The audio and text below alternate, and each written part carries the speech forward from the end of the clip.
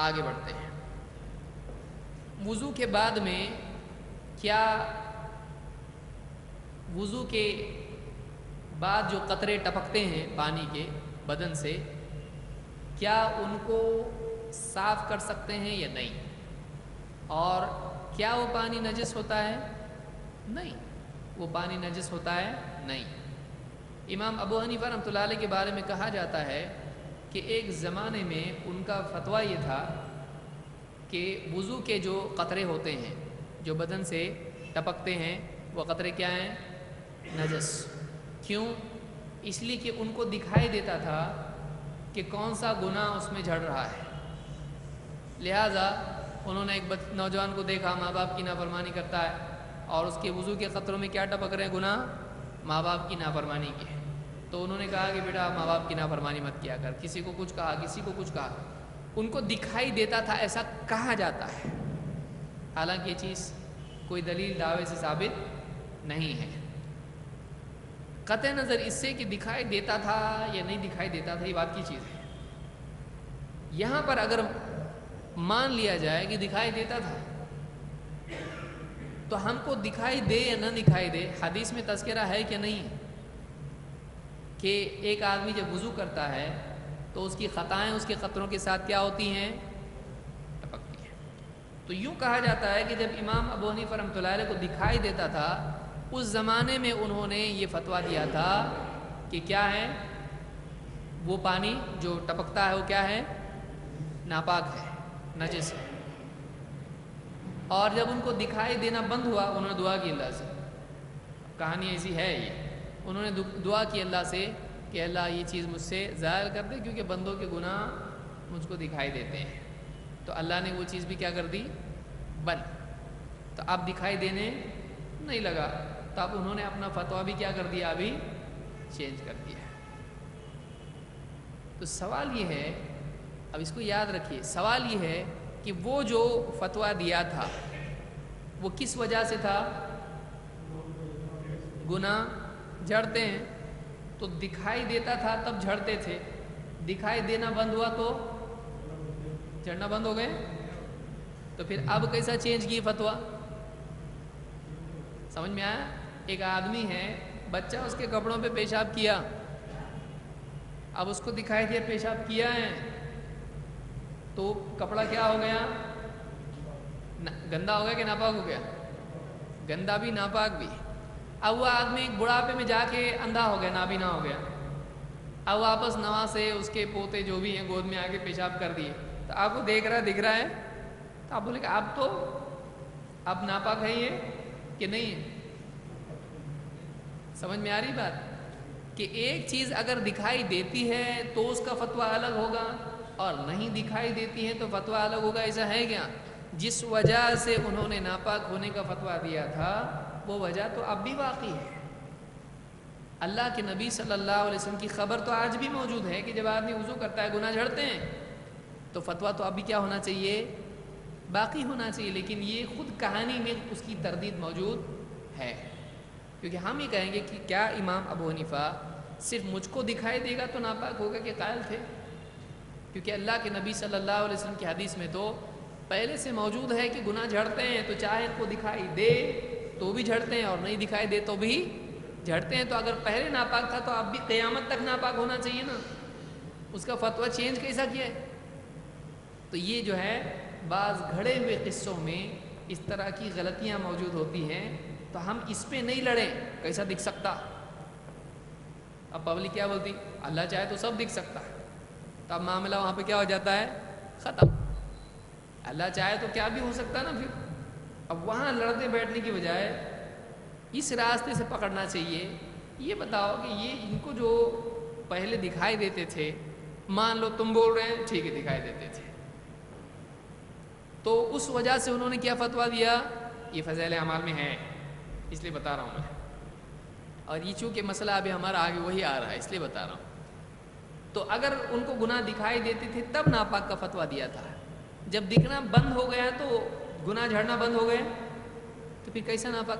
ایسا کیسا فتویٰ دیتے تھے؟ وہ دکھتا تو ہے نہیں تو نہیں ہے، نبی کی بات بڑی کہ دکھنا بڑا، تو فتویٰ کیسا؟ تو پہلا فتویٰ صحیح تھا یا دوسرا صحیح ہے؟ اور فتویٰ کیسا چینج کیا انہوں نے؟ دلیل کی بنیاد پر یا دکھنے اور نہیں دکھنے کی بنیاد پر؟ فتویٰ چینج کرنے کے لیے دلیل چاہیے، مشاہدہ، تو ایسا ہم اس کو یہاں پکڑ سکتے ہیں۔ اس لیے جب گردن پکڑ سکتے ہیں تو دم نہیں پکڑنا چاہیے۔ یہ اصل جگہ ہے جہاں مواخذہ کرنا چاہیے، یہاں پکڑنا چاہیے۔ اب اس کے پاس کوئی جواب ہوگا؟ جواب ہوگا، لیکن وہ جواب کچھ کام کا نہیں ہوگا۔ جتنا غلط جواب آدمی دیتا ہے اتنا زیادہ اور پھنستا جاتا ہے، اتنا زیادہ پھنستا جاتا ہے۔ تو بہرحال، تو کیا مستعمل پانی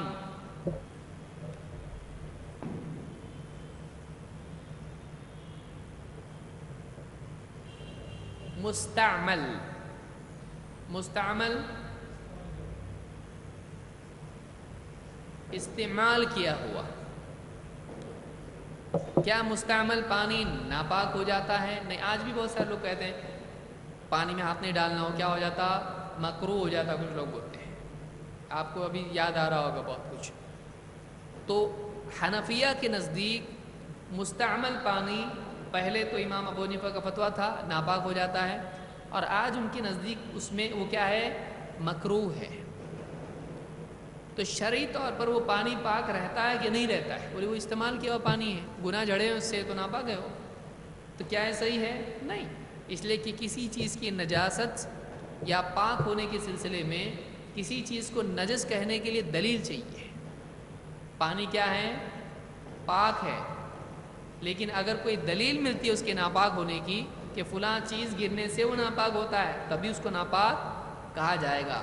پانی نجاست گرنے سے ناپاک ہوتا ہے اگر تھوڑا ہے تو، اور اگر زیادہ ہے تو جب تک کہ اس کے رنگ یا بو یا ذائقے تینوں میں سے کسی ایک صفت میں جب تک کہ تبدیلی نہیں آتی ہے، زیادہ پانی ناپاک ہوتا ہے نہیں۔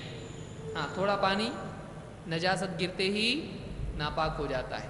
آگے ہم کتاب الطہارہ وغیرہ اگر دیکھیں گے انشاءاللہ تو اس میں ہم تفصیل سے اس بارے میں مزید اور دیکھیں گے۔ بہرحال، تو مستعمل پانی کیا ہے؟ پاک ہے یا ناپاک؟ کیسے کہ پاک ہے؟ ہاں، تو پھر گناہ جھڑ رہے ہیں وہ گناہ نجس نہیں ہوتا ہے؟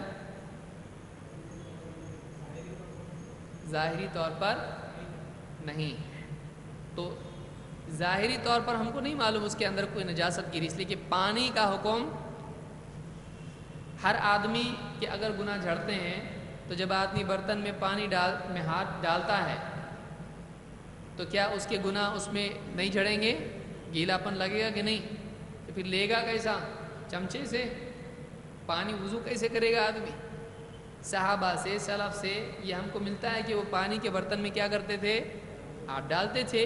اب کوئی آدمی کا ان کے گناہ نہیں تھے، ٹھیک ہے، تو انہوں نے ہم کو تھوڑی بولے کہ مت ڈالو پانی میں ہاتھ، تم لوگ گناہ گار لوگ ہو، تم لوگ مت ڈالو، ایسا کہا انہوں نے؟ نہیں۔ تو کسی نے بھی ہم کو کہا ایسا مت ڈالو برتن میں ہاتھ؟ نہیں۔ تو معلوم ہوا کہ یہ پوری امت کے لیے ہے کہ وہ برتن میں پانی کے ہاتھ ڈال سکتے ہیں۔ دوسری چیز، اللہ کے نبی صلی اللہ علیہ وسلم سے ہم کو ملتا ہے، حضرت عائشہ فرماتی ہیں کان لرسول اللہ صلی اللہ علیہ وسلم خرقۃ ينشف بها بعد الوضوء، کہ اللہ کے نبی صلی اللہ علیہ وسلم کے پاس خرقہ ایک کپڑے کا ٹکڑا تھا، جس کو آپ رومال کہہ سکتے ہیں۔ ایک کپڑا، خرقہ چھوٹا ٹکڑے کو کہتے ہیں۔